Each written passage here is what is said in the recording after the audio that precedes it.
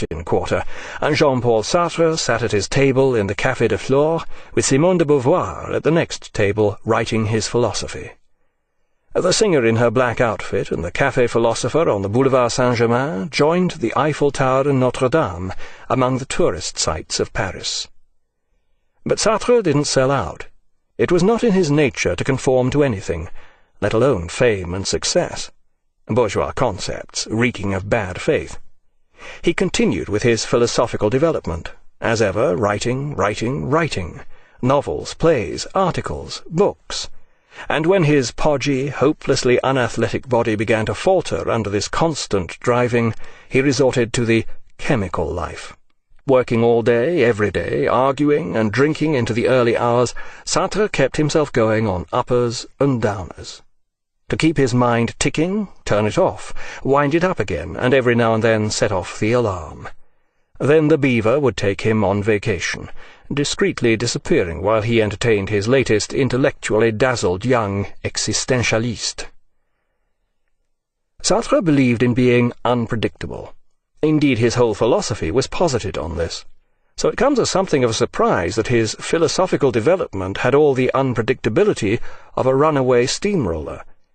Beginning from an almost solipsistic individuality, it became increasingly engaged with the world, society at large, the political situation. Engagé was to become another existentialist buzzword. After the useless passion of being and nothingness, and the first outreachings of existentialist psychoanalysis, existentialism flowered into a humanism. L'existentialisme est un humanisme is Sartre's clearest exposition of existentialism. Within a few years, this 30-page work had been translated into every major world language. It contains the usual pithy slogans of quasi-nihilistic defiance. We are alone, without excuses. That is what I mean when I say that man is condemned to be free. Previously, Sartre had seen this freedom as gratuitous. Indeed, it seemed to encourage that notorious French concept, the acte gratuit, an impulsive, spontaneous action heedless of the consequences. Fortunately, this self-indulgent menace appeared more in literature than in life. For example, the character in Guides, the counterfeiters, who spontaneously pushes a passenger from a speeding train. Such acts, and the gratuitous existential freedom they exhibited, were said to be asocial. They showed how the true individual existed outside society, beyond its mores. Judges tended to a similar view, ensuring that the perpetrators of such acts remained in this existential predicament for as long as possible. But Sartre's insistence on our gratuitous freedom was little more than his first realization of what existential freedom actually meant. It was, in a way, a purely philosophical realization. The pre-war provincial schoolmaster in Le Havre, who proposed it, did indulge in the occasional minor acte gratuit, frequently involving large amounts of beer. This made him popular with his students, but no acte gratuit prevented him from turning up to take his class in the morning. Sartre soon came to understand that although this was a tenable philosophical attitude, it was hardly a plausible social attitude. Indeed, rather than being asocial, as its proponents haughtily claimed, it was in fact just plain antisocial. In L'existentialisme est un humanisme, Sartre's understanding of individual freedom takes on a social aspect. For Sartre, this freedom now implied social responsibility. Previously, he had held that with each choice we make, we are not only creating ourselves, but implying an entire morality. From here it is only a small step to social responsibility, but it is a major step. It acknowledges the existence of others, rather than just other, and accepts that these others play a distinct role in my predicament. In choosing for himself, man chooses for all men. For in effect, of all the actions a man takes in order to create himself as he wills to be, there is not one which is not creative at the same time of an image such as he believes he ought to be. Do as you would be done by. Peace on earth to all men of good will.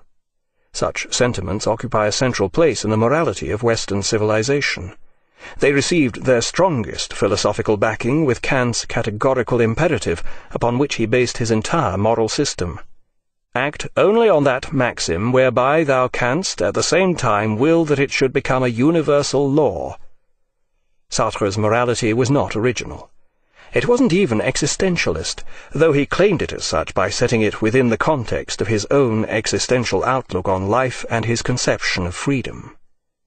In L'Existentialism et un Humanisme, Sartre translates this humanism as follows. Man is always outside himself. It is only by projecting and losing himself beyond himself that he makes man exist. On the other hand, by pursuing transcendent aims, he himself is able to exist. Thus man is self-surpassing, and can grasp objects only in relation to his self-surpassing. He is himself the heart and centre of his self-transcendence. In other words, man creates his own transcendent ideals, which may transcend the world, being, but are at the centre of his own transcendence, nothingness. There is no other universe except the human universe, the universe of human subjectivity. As part of his anti-bourgeois attitude, Sartre had always inclined toward radical socialist views, though he insisted, "I am not a Marxist." But as his existentialism inclined toward social engagement, he found himself identifying a similar drift in philosophy itself. He concluded that there had been only three philosophies of the modern period: that of Descartes and Locke, the forerunner of Hume, that of Kant versus Hegel, and Marxism.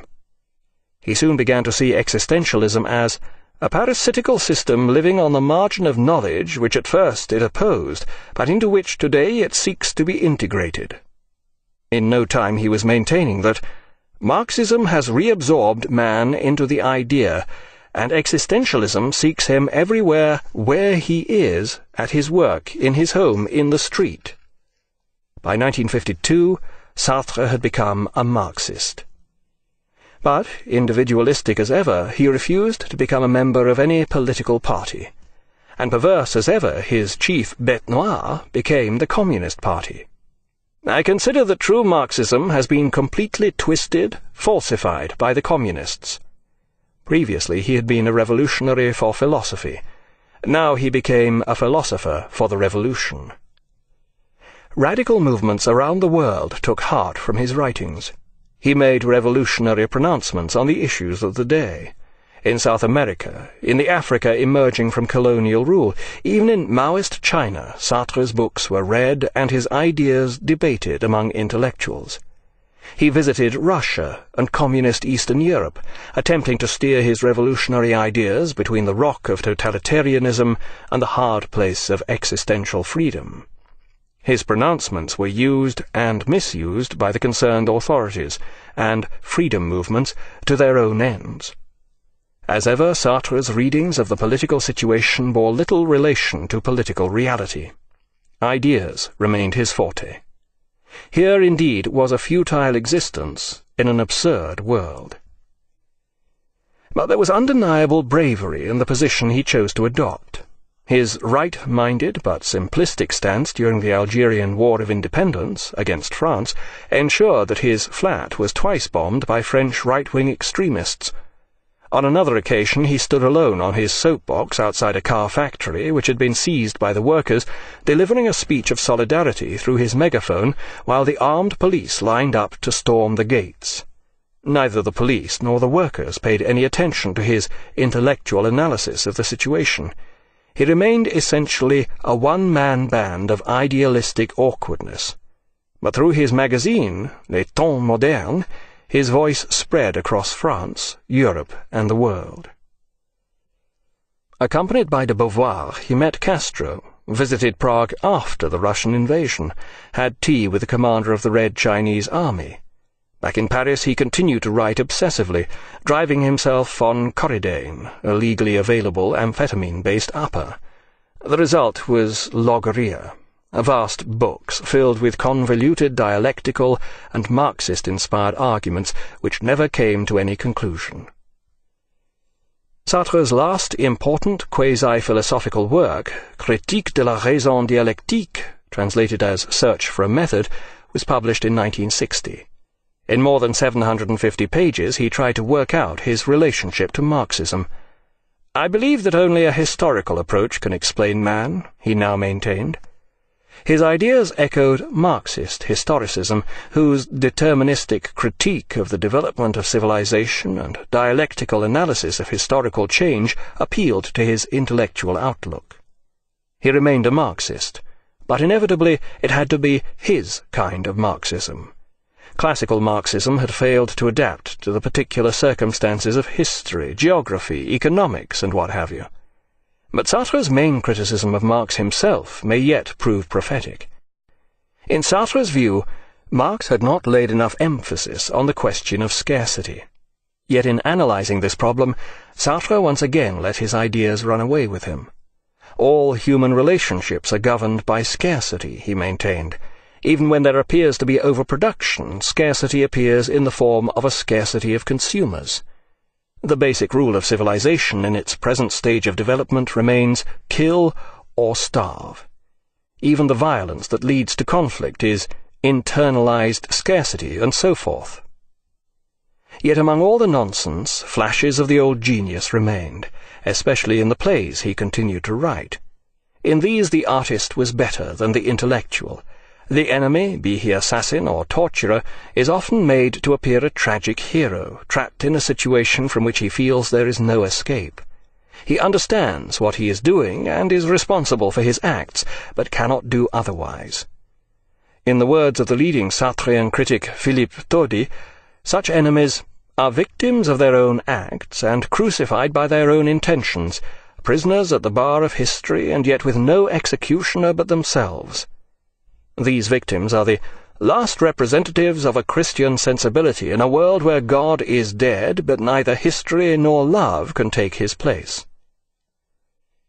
In 1964, Sartre was awarded the Nobel Prize for Literature, specifically for his autobiography of his childhood, Les mots, words, rather than for any of his philosophical or political writings. Inevitably he rejected the prize, insisting, "The writer must refuse to let himself be transformed by institutions." Although suffering from increasing ill health, Sartre continued to issue intransigent political pronouncements on the events of the day in his magazine Les Temps Modernes, and to head all manner of street demonstrations against the authorities. Right-wing extremists replied with slogans such as "Shoot Sartre," and the police longed to lock him up, but he now had a friend at court. President de Gaulle magisterially recognized a fellow great man of history, and let it be known, "You do not imprison Voltaire." But by this time Sartre was not so much Voltaire as Tintin. The intellectual current of the time had passed on. New ideas were emerging, such as structuralism and postmodernism, and with them new figures, Barthes, Derrida, Foucault. Pygmies in his shadow they may have been, but Paris is also the city of fashion. These were the latest intellectual fashion of the left bank, of engaged intellectuals and of the chattering classes worldwide. Sartre was old hat. As the 60s became the 70s, Sartre increasingly paid the price for living the chemical life, his Faustian bargain which had enabled him to work harder than others and live harder than others. Attended by de Beauvoir and his faithful retinue of young existentialists, some of whom were by now mature women, Sartre became increasingly frail. The pills, the writing, the drinking, the smoking, the women. He had to cut down on them all in the end. On April 15th, 1980, at the age of 74, Sartre died. His funeral, 4 days later, attracted a spontaneous crowd of more than 25,000 followers as it made its way through the Latin Quarter, past the cafes where he had written his finest works. The denizens of the left bank, the most disrespectful audience in the world, had come to pay their last respects to the most disrespectful hero of them all. From Sartre's writings. Man is condemned to be free. Existentialism and Humanism. The world of explanations and reasons is not that of existence. Nausea. The essential thing is contingency. In other words, by logical definition, existence is not necessity. To exist just means to be there. What exists simply appears and lets itself be encountered. You can never deduce it. Nausea. The first effect of existentialism is that it puts every man in possession of himself as he is, and places the entire articles, books.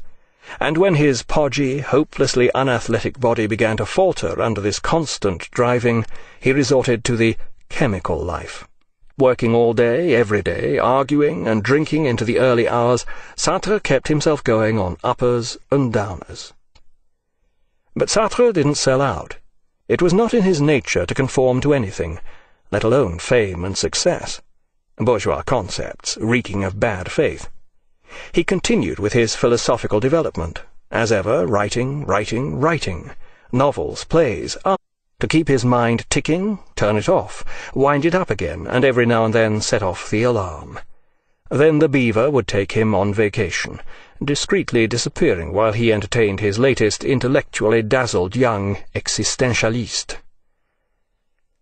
Sartre believed in quarter, and Jean-Paul Sartres sat at his table in the Café de Flore, with Simone de Beauvoir at the next table writing his philosophy.